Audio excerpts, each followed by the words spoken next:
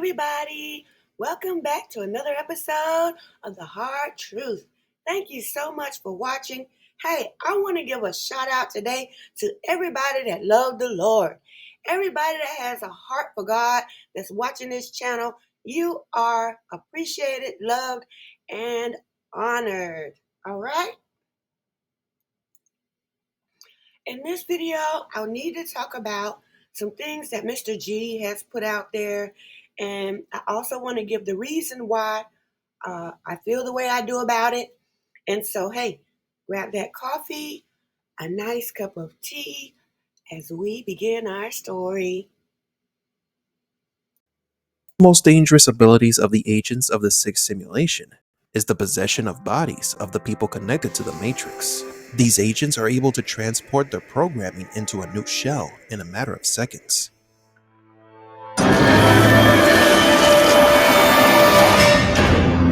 This ability would later mutate into an infection that Smith would use to assimilate the entire Matrix population.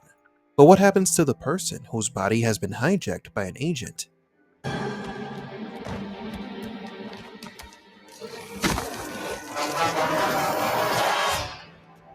Are they still alive? Can they see, hear, feel everything that is happening? Or do they die once they are possessed? Welcome to Matrix Explained. This Matrix movie was a great hit because of its spiritual connotations. And just like in the movie, in the spirit realm, you have light versus darkness. And once you see that somebody has crossed over to the darkness side, you can't trust them anymore. Okay? And it might be anybody. Anybody can be infected. Some people voluntarily, join the dark side because they want power, they want money, or they view the dark side as the winning side, the side that can keep them going. Whatever the reason is. Once I see that somebody has showed me just a half an ounce of actions or words that they have crossed over to the other side, I don't trust anything that comes out of their mouth anymore, and I don't trust any of their actions. I don't dislike the person. I don't hate the person. I don't have any ill will towards the person.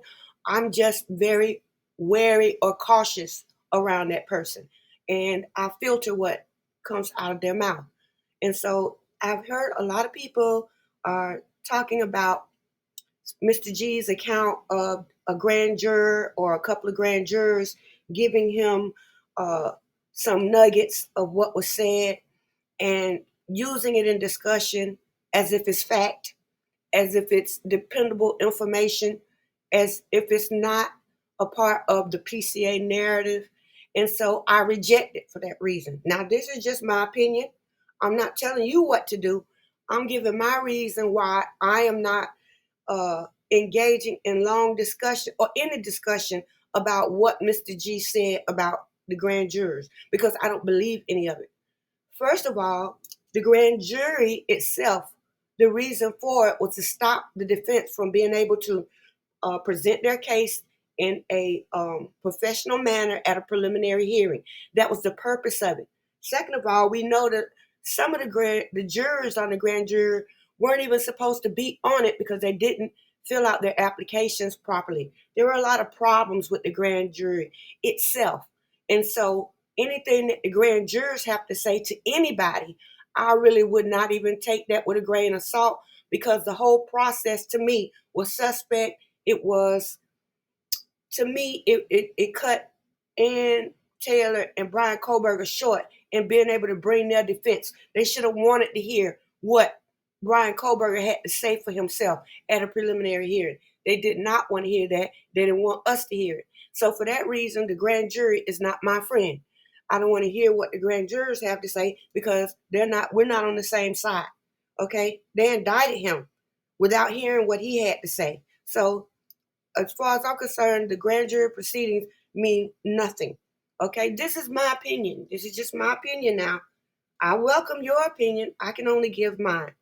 I personally feel like Mr. G is pushing the PCA narrative now. He's been doing it for a while. This is nothing that just happened a month ago. It's been going on for a while.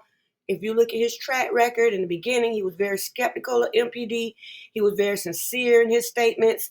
And over time, this evolved to him saying, Kohlberger's not going to be on the planet much longer. And then he would lobby back to saying they want to get the right person. Then he would go back to saying, hey, this guy stalked my daughter. And then he'll go back to saying he didn't know about this or that and the evidence. I mean, it's just back and forth, back and forth.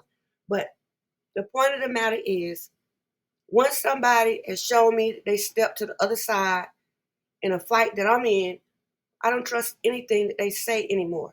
Okay, I'm suspicious of any information they would want to give me. And so we have to think about these things when we want to have a discussion about the Idaho 4 case.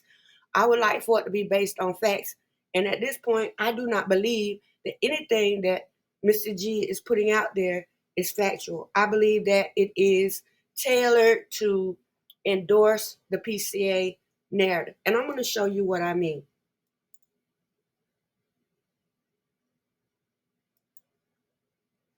Okay, the prosecution's case is centered on Dylan's statement. And now, not just Dylan's statement, but Dylan and Bethany being both of them being witnesses. And so Mr. G's accounts from the jurors just happened to be, endorsing that Bethany and Dylan were in the house. Okay.